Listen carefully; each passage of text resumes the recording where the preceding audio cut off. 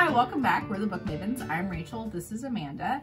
And this episode is going to be a little different for us. You guys might have noticed I've started to incorporate some unboxing videos because they're really popular, and I like that I try and give people what they want, and I have a little obsession with special edition books, and I've talked about that before on the channel. This is something that Amanda and I differ on. However, I did infect Amanda with FOMO. She did.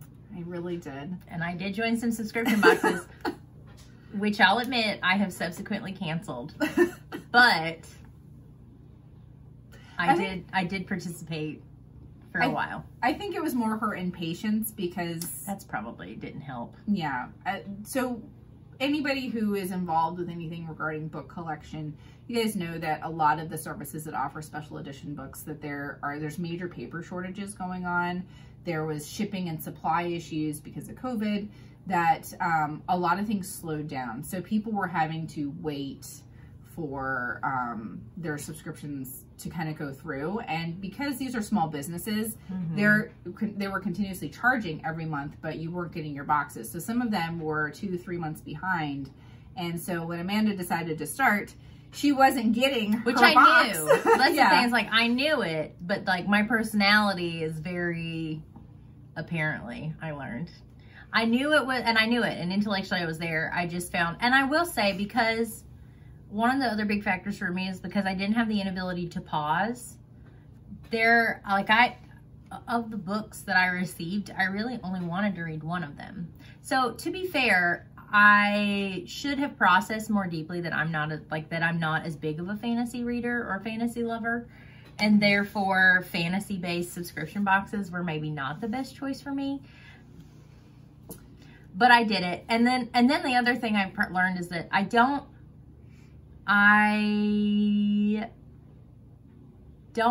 love all the stuff. I love to unbox it, and then I think it's cool, and then my more minimalist nature comes out, and I'm like, okay, cool. Now what? Now what do I do with this thing? Which I learned. So I learned that about myself. There was a younger version of Amanda that was a collector. The older version of Amanda becomes more and more like her mother and a minimalist at heart. Things that to dust, and they just like, I just don't love them. So I've given a lot of them away. I've sold some of them. So I learned. It was a valuable experience. I did learn that I love watching Rachel's unboxing videos as much as I liked getting the boxes. And that includes, you know, So we learned. But also the special editions, honestly, they make me nervous. I don't want to read them because they're so pretty. Yeah. They make me nervous. Some people read them. I commend them for being able to keep them in such pristine condition. I don't know if I would be capable of doing that. I've read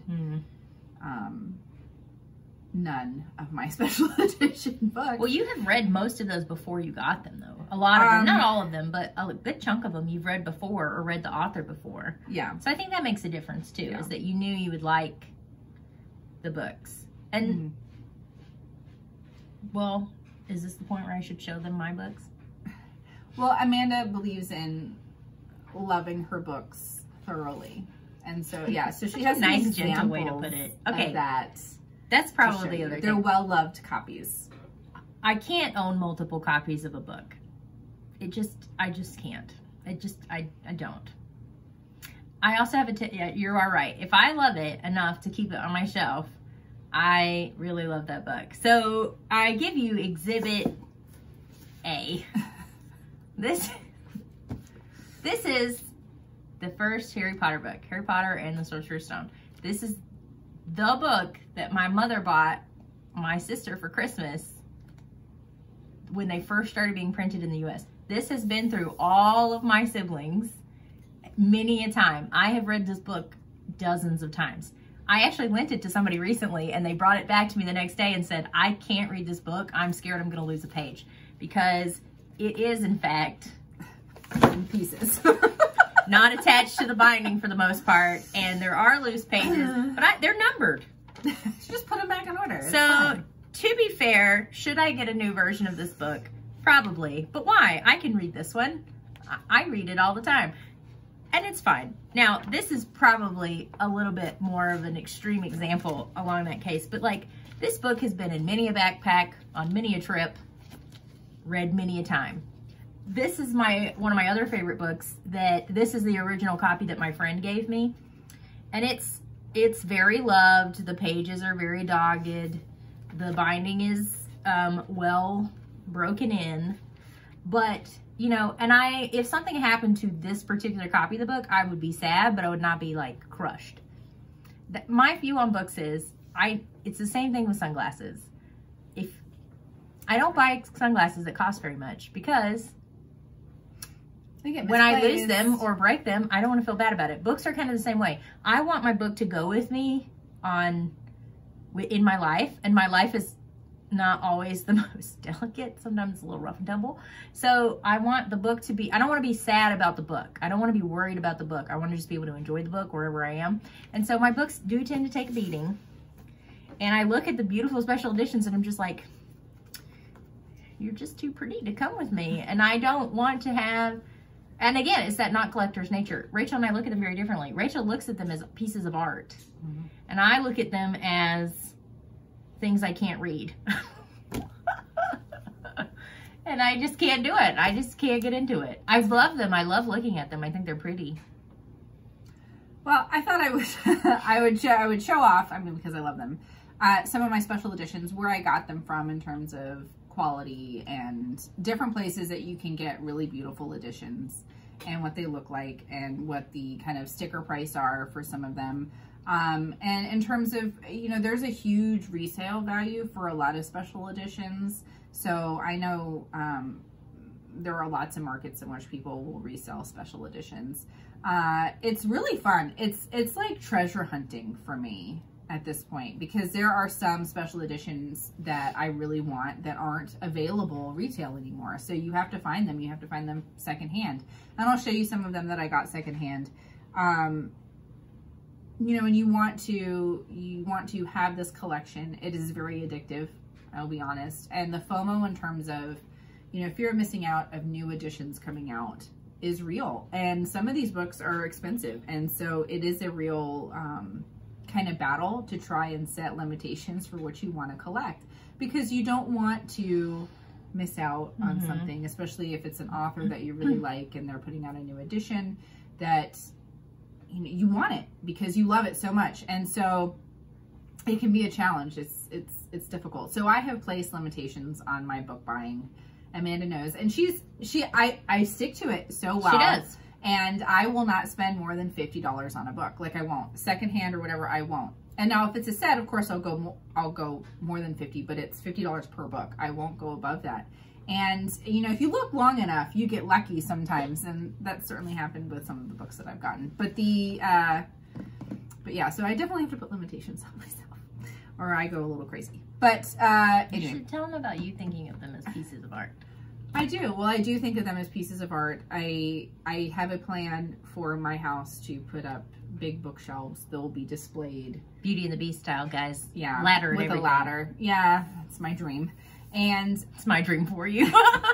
So to me, it's like building this shelf, or these shelves, and putting up these books. It's like essentially putting in a huge masterpiece art on your wall. It's going to take up an entire wall.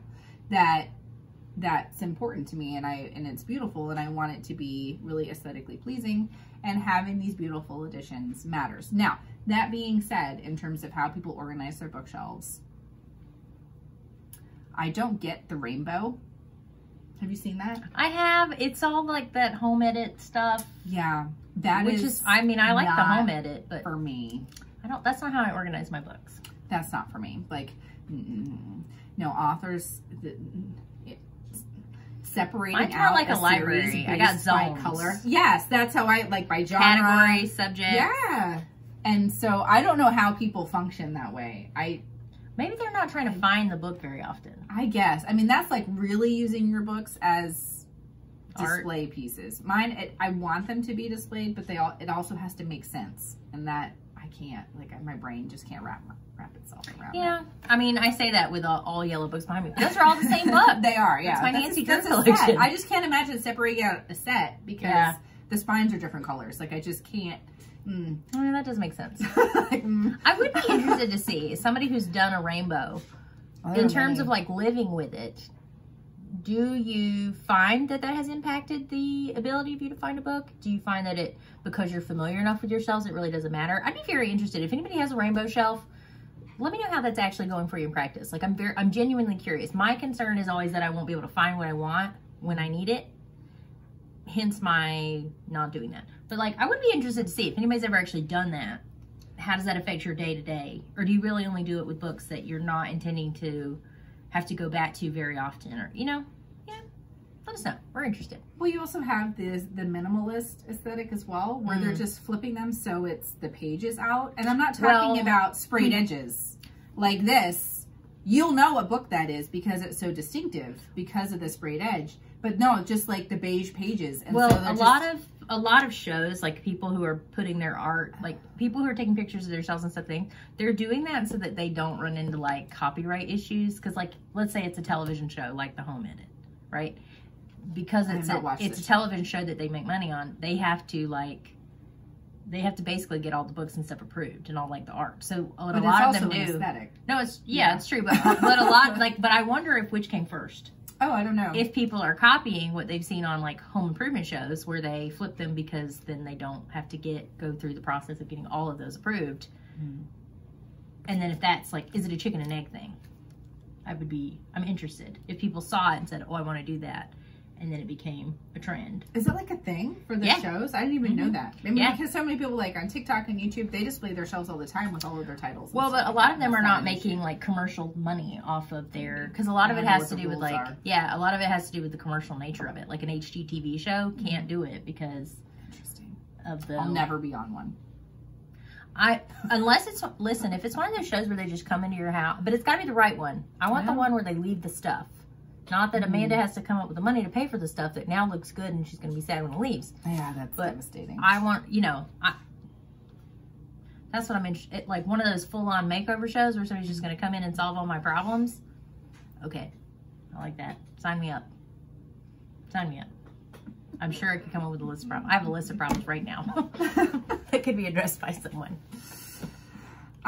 Anyway, but I wanted to show you guys some of the different kind of subscriptions that are available. I mean, I'm not repping for anyone. That's not what's happening. It's just my sheer love of books. And although if you want to sponsor us, let us know. Some of the different editions and what's been happening with a lot of them.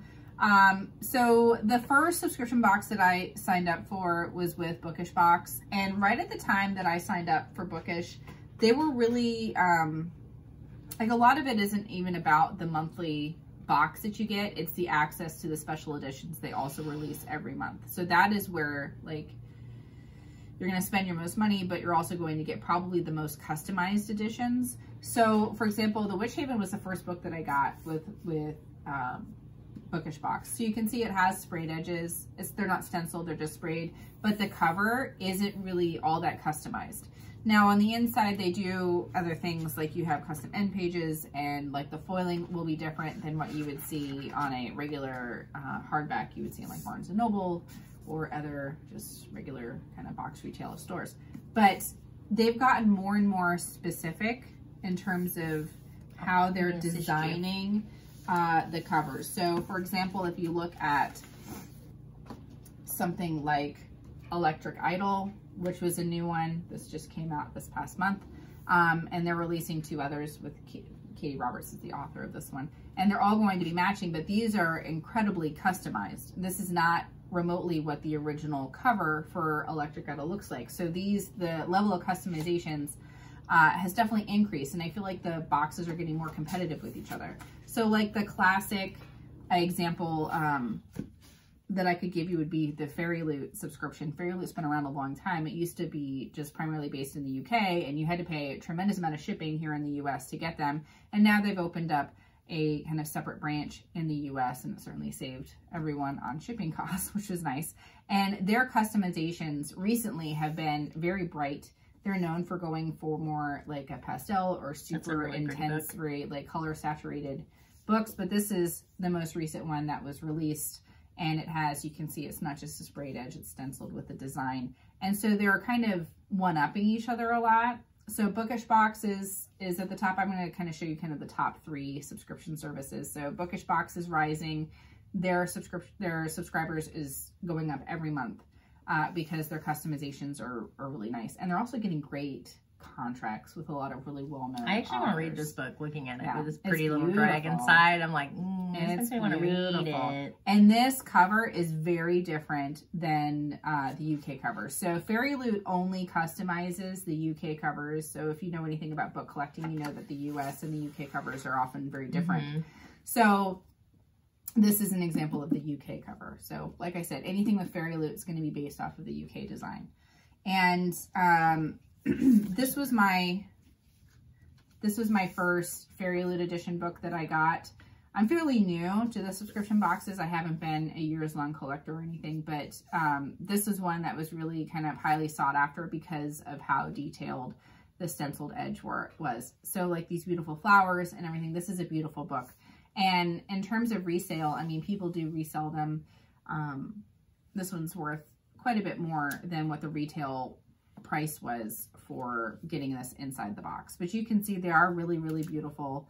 If you were going to display this, like a lot of people do with the special editions with the spines out, because of these beautiful sprayed and stenciled edges, you'd be able to actually identify what this book is. So it's very different than just putting them all face out. If they didn't have decorated edges, you would never be able to tell which books they are. But a lot of people display them with the stenciled edges out, and it's definitely recognizable. I know absolutely that this is Daughter of the Moon Goddess, and it's just stunning. I mean, who wouldn't want that on their wall? I mean, that's true. It's just beautiful. Actually, now I'm like writing down some of these titles because I'm like reading them while you're talking and showing them, and I'm like, I want to read this book, and I want to read this book. So those are some examples of Fairyloot, and I wanted to show you some Illumicrate editions. So I got this Woven Kingdom. I subscribed to Illumicrate, and then I canceled after 1 month because I was worried that I was kind of overwhelming myself.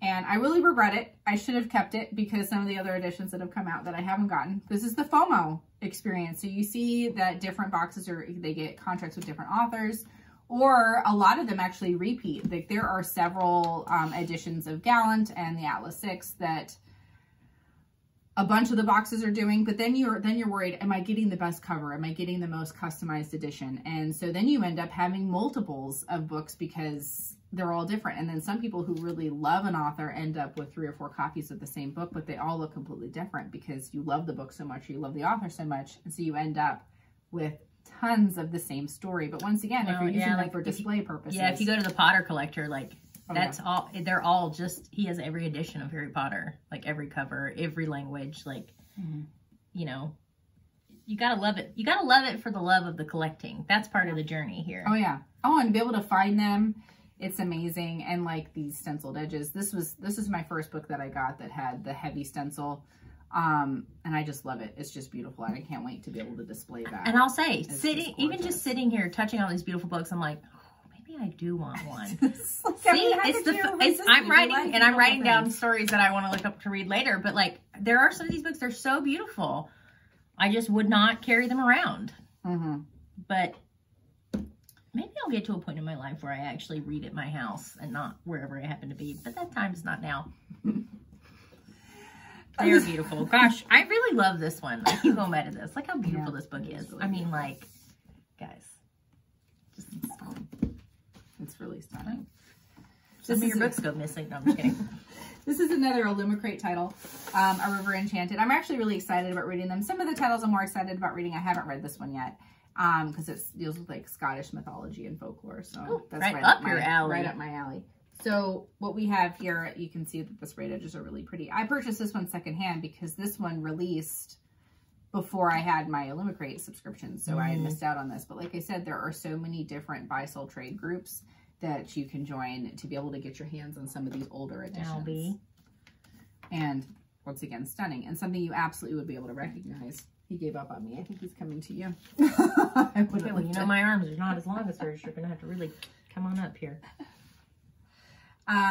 And some of the other ones, they don't come as customized. This is another, I think this was my second Bookish box. It did not come with the sprayed edges. The design actually is very, very similar to what the actual retail cover was. But the end papers are different. Yeah, and most of the time they come signed, which is nice. So this one is signed. I know with Fairyloot, they've been getting some heat because a lot of their editions are coming unsigned, and people are worried about, does that affect the value of the books? How would I list that? Because a lot of people insure their books that if anything happens, because they are something that's valuable. And so it's very interesting to see. So yeah, this was an edition put out by Bookishbox. So they don't always come sprayed and stenciled, but I don't think Bookish at this point in time would release another book without something on the edges at this point. Well, and you have been telling me too, there's a difference between, because like so they're often signed, but they're also often digitally signed. Yeah. Which doesn't seem to appeal to people as much. It doesn't appeal to me. They released a set of the Plated Prisoner series, which I had read. You might recall when I got really frustrated with 7.5 Deaths of Evelyn Hardhouse, I had to take a break. and at the time when they were available, because I had access to when they were available, I didn't purchase them because I didn't know if that was of interest to me. Albie. Goodness gracious, buddy. That they would be something that I would have enjoyed. And then I read them and I really liked them. Are they the best written books? No. Are they a lot of fun? Yes. So, and then the editions they came out with were stunning, and I don't have them, and I'm so sad about that. I have a lot of regrets that I missed out on that series. I think that's the key though, is the balancing, because like even now when I'm looking at them, I'm like, oh man, I really want some of these.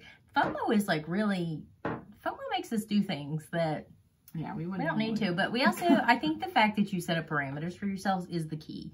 Like, and then you like kind of make yourself and let yourself let things go. Like, you're right, I didn't get those, maybe in the future, but like you don't let it keep you up at night. Well, there's a lot of trade too. So if like I got an edition of a book that I didn't love, because I don't really want to keep books just to keep them, you know, like I do genuinely plan on reading all of my special editions. Will I read them actually as a special edition? No, I will probably read them digitally. But in terms of... You still have young kids at home too. So I do.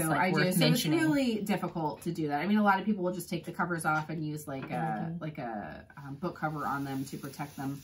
I wouldn't be opposed to reading books like that, but yeah, after my kids aren't so destructive. I'm gonna put him out. Hold on just a second. Or continue on showing books while I... Albie's making his presence nuisance known. Of himself. Come on, buddy. Let's go find your special blanket. Ooh. Come on. So yeah, with these editions, it's definitely interesting to see in terms of wheeling and dealing. So with Plated Prisoner as well, they released 2 versions of it. So I mean, the books are the same, but the author came in and hand signed some, and then they also released another printing of it. The books are identical. The customizations are identical, but they did a digital signature on one. And see, I have no interest in getting them with the digital signature if there were ones that were hand signed available. And people are paying attention to that. So even when you're going and trying to purchase them secondhand, people are starting to price them a little differently, where those hand signed ones, people are willing to spend more on them. But I won't pay what most people are paying. So that will be a trade opportunity, I think, that I'll just accumulate enough titles to be able to trade my way into it. But you're at the beginning of this journey. You're building. Yes, you're building your empire. At the beginning. So this is another one that I traded for. This was a Bookishbox edition of Lore that I just love. I thought that this customization that has the metallic edges, that this was just a stunning book. So this was one of my kind of like unicorns, which is how a lot of traders talk about some editions they don't have, that this was really highly sought after. And I was really proud of myself that I was able to find it within my budget, because typically this goes for at least double what I paid for it. So like I said, though, you talk about like FOMO, we talk about, you know, just the excitement. It's like the thrill of the hunt is a real thing. Yeah. And poor Amanda, has to witness me when they do book sales, when things go on sale. Fairyloot in particular, if any of you guys are collectors, you know that the last Fairyloot restock sale was crazy. What a bloodbath. And yes, and having to have a wait room where the site's crashing and you're just trying to get these books. And I had 7 titles I was after. I only got 3. And then having to reevaluate how I was going to complete different sets that I was trying to get. And so it's very, very competitive, and it's definitely an adrenaline rush, like in terms of trying to compete for some of these titles. It's insane. I was very proud of myself. I did get a set of books. It wasn't with Fairyloot, it was a Bookishbox sale, and Bookishbox doesn't do cart save. So it's like, if there are enough people on there, it'll just snatch it right out of your cart. And I managed to snag a set of books that sold out in seconds. So it was really like on the moon about that. I was very excited. I was. It was a big boost. But this was a really exciting secondhand find for me, and it's in pristine condition, came in its bag and everything. It was great. But my big one, the one that I was most excited about finding, was the Illumicrate edition of The Night Circus. I had talked previously about my read of The Night Circus, and I loved it so much. And it's really hard to find this edition. And people, I mean, Night Circus was a popular book. To be able to find a special edition was amazing. And it has these really cool sprayed edges. And this book was just so beautiful, and it has a nice little ribbon. And so this was a big deal. I think I actually like messed it up when I opened this when it came. And so I was able to get this secondhand, once again, within my price range. So what I'm saying to a lot of people is, if you initially go in trying to buy some special editions that you really, really love, and you're scared off by the prices, don't give up. You keep searching, you sign up for more groups, and you can find things that are affordable for you if you're looking to collect. So just don't give up on it, because that's the key to collection, is knowing. You have to be patient. You have to be patient. You can't have everything. You have really like hard. You have a list of books in your mind. Like you had a list of books off that site you were trying to get. You weren't trying to get all of them, and you prioritize, and then it makes it that much sweeter when you get it. It does. It does. But you know what's really interesting too is that when you're doing this and you miss out on an edition, and then you're looking for other special editions, and you find different places that will customize books. And so I found this great shop, Dazzling Bookish shop, that does beautiful stenciling and customization on books, and they're reasonably priced, and they fit within my budget. And so there are ways in which you can get your editions, even if you feel like you're just striking out regarding the companies that are putting them out in the boxes. If you want a beautiful book, there are ways to get it, and that's really, really nice.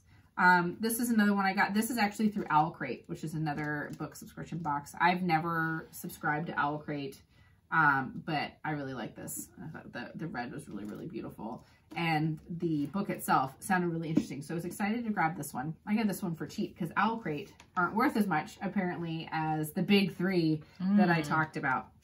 But another place in which you can go and get kind of sticker price for editions are places like Waterstones, which is a UK shop. My recommendation for you in terms of buying them, especially if you're doing a lot of pre-orders, if there are titles coming out, is to bulk buy. Because even if they have different release dates, you have a set shipping cost for the amount of books you buy, and then they just divvy out that amount. If you try and piecemeal it out and only order a book or two, and if you're in the US, shipping's going to kill you. Like, you don't want to pay all of that shipping, so always try and save up your titles. And if you pre-order, that's just a way to really save yourself quite a bit of money. So I was going to show you some editions that came out of Waterstone. Gallant is a really popular book. There are multiple editions of this coming out. Bookishbox is coming out with one, I think, next month. Really, really very customized cover. This is the UK cover. The US cover is very different. I didn't bring that one, but I have a signed copy.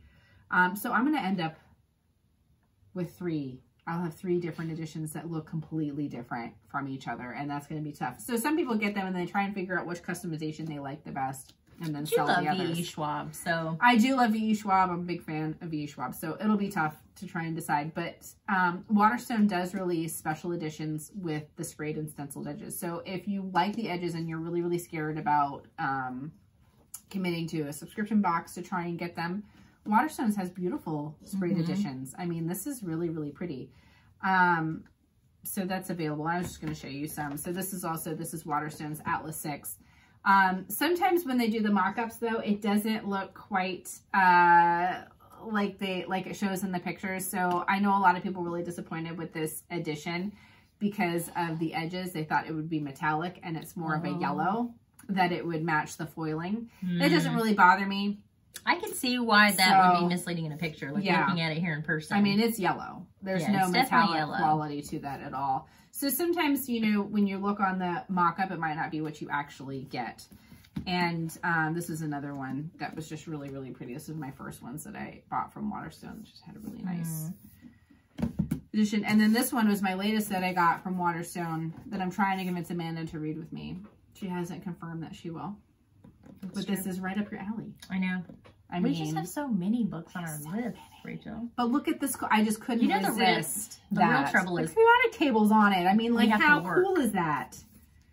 And it is a very beautiful book. The real trouble is, Rachel, is that we have to work. If we could just read books. People keep wanting us to, like, earn a living. I know. It's just getting in the way of things I really want to do. But this is very different. This cover is very, very different than the U.S. version. The U.S. version, I think, is going to be put in Book of the Month as well. If any of you guys do that subscription service. I don't do Book of the Month because they don't do customizations. And I really, really hate that they put that little Book of the Month tag on the corner. Oh, I hate permanent stickers. This comes off, by the way. That peels off. I hate Reese Book Club. You're ruining all the Target books she wants to buy. Yeah, I go into Target, like, if I'm just going to pick up a book that I'm, you know, not that interested in getting a special edition of, or I want to read it and then maybe invest in one. It bothers me. I don't need a permanent fixture. They ruined Firekeeper's Daughter. If any of you guys saw that cover, I don't have one, but it was a stunning cover, and it's got that stupid Reese's Book Club permanently affixed on there. Made me so mad. Ruins it. I actually think you called me about that one. I might have. From the store. You've got to be kidding me. Like, it's hideous. Get it where it's removable. It doesn't need to be permanently affixed to the book. We get it, okay? So you want to trust Reese Witherspoon in terms of which books you think you like. That's great, but you don't need to make it permanent to the book. That is, I could do a whole talking to you, Reese. Although Reese Witherspoon usually does choose pretty good books. However, well, that's fine. Oprah did too. It just doesn't need to be there. And you don't need to put Book of the Month permanently on the cover. Like, I hate that because I'm a big fan of cover art. Certain cover art's just really stunning and beautiful. Why are you wrecking somebody's stuff? Listen, I just peel it off. Anyway, and then the last one I wanted to show you was, this is from Goldsboro. Goldsboro is a really kind of world-renowned special edition book retailer. So you do have to pay a little extra in your shipping. But this is, of course, Sarah J. Maas's latest book. We'll talk more about Sarah J. Maas in another episode. But this one, I wanted to show you how Waterstones come. Now, Goldsboro. This is Goldsboro. Goldsboro does have a premier membership subscription.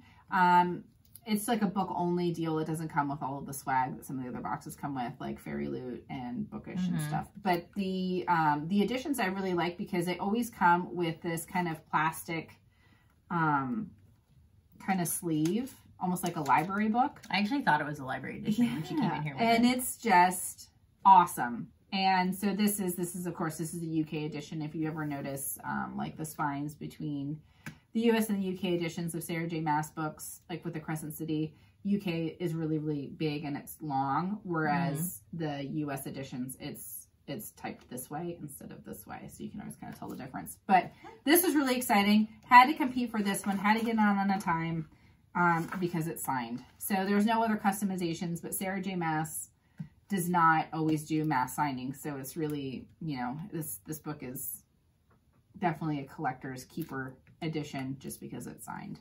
But anyway, that is a tour of some of my my special editions, and I'm very excited. So eventually when I build my shelf, I will do a shelf tour, and so you guys can see them all displayed, although who knows how long it will take me to make my display. But I hope you enjoyed seeing some of my special edition books, and I will continue to put out the unboxing videos as I get new boxes for you guys to be able to kind of check those out. I do talk about the swag when I do unboxings. I have some slightly different opinions. It depends on the fandoms. Like if there are things that I feel like I can display with my books, then I hold on to them. But there are some things that I don't care about. I don't care about bookish themed socks, although those are kind of wearable. Those aren't too bad. But Let me reevaluate. Changing my mind in the moment. Yeah, but like candles, Bookishbox, they make some really nice They smell candles. nice. And I talk about the redesign. That's in a whole other video. But yeah, they, yeah, some of the stuff's really nice. The pens, like the tumblers, my Book Dragon tumbler, like, I love that. I like usable items. Amanda likes usable items too. I like usable items too. I have a hard time with a lot of delicious like stuff that's supposed to sit on your shelves. I only have scarcity, guys. Opportunity costs. Only have so many shelves. Yeah. And they usually have books on them, so. I love fandom items. I really do, but I'm that way too. I need it to be usable. Like, I was really sad that the little Akatar teacup that came. It's very small. It's teeny tiny. It's like an espresso cup. Like, I don't know. I need like a big cup. Like, I'm an American. I need a extra large cup. You know, like it just doesn't, it's something that's really not meant to be used. It's just to sit there. And so, yeah, I don't like those things. I don't want dust collectors, although I do collect pins. Yeah, but those are smaller. I feel like, yeah, I don't know. Everybody can justify themselves in the things they like. Yes. Yeah. You don't have to justify anything. And you can like it because you like it. That's fine. But anyway, well, that's it for this episode. I think. Do you have anything to add? Nope. Amanda was initially like, I've been making I don't need to be there for this video. And I said, no, you need to sit there with me and give your differing opinion over collecting books. Listen, they're beautiful. And like just looking at them, I think they are gorgeous. They're beautiful. And there's part of me that's like, man, I really want that book. But there's another part of me that's like, but then you'll never read that book because you'll be scared to touch it. So I'm not scared to handle my books. Yeah, but I am. That's what I'm saying. Like, I'm actually being very cautious where my water bottle is right now. I moved the cat because... I mean, it is nice when you order, like, from the boxes. I don't want to be the one to mess up somebody else's special edition book. They do come in these nice little pouches, and I do store them in the pouches until my shelves are built. So they don't... It just keeps the dust off of them and, you know, keeps them from getting too smudged. And then I just kind of bring them out occasionally and lay them on my bed and stare at them. Because because they make you happy. They do make me happy. I do. I just look at them and I sigh and I make little happy sounds, and I'm very happy about them. Yes, she really does do that. I do. But when I'm competing for a new sale and it happens during school hours, there's a lot of pacing. My students are here for it. They know when there's a day. They know when there's a day because like she puts off this energy, this like kind of vibrating energy. And then they ask me, they're like, what time is it? What are we doing? What's happening? Because they do. They like to see me. Well, it actually works out well because a lot of these companies are not in our time zone. So they end up being at times that are much more convenient for you. But they also mean that you end up waiting a lot. And so you're just like... No, that Fairyloot sale, I had like a command center. I had like my monitor, my laptop, my phone, and I had my TA sitting there monitoring like the times to be able to get in. It was an experience. That girl literally got permission to stay in my class for 2 periods because she didn't want to miss out. She was my TA. Yeah, she's her so TA. It's fine. Yeah, she's like, fine. No, you stay there. You stay there. For Rachel's peace of mind. She loved it. She's also a book person. Yeah. So she was in it too. We're in it to win it. All right. Yeah. So we look forward to seeing you next time. Like and subscribe. Leave comments below. Let us know how you feel about book collecting and if you have any great special editions you'd like to share. I'd love to see pictures. Put a picture of them up. Yeah, for sure. Or beautiful shelf ideas. I'm here for it. I would love to just pick y'all's brains and steal your ideas. I don't care. Imitation. Form of flattery. All right. So anyway, thanks for joining. Bye. Well, you know, mine just ended up being a giant ramble, and I just leave it in there and they can watch me process information. I don't care. Fast forward on your own, folks. Just sit here while you process.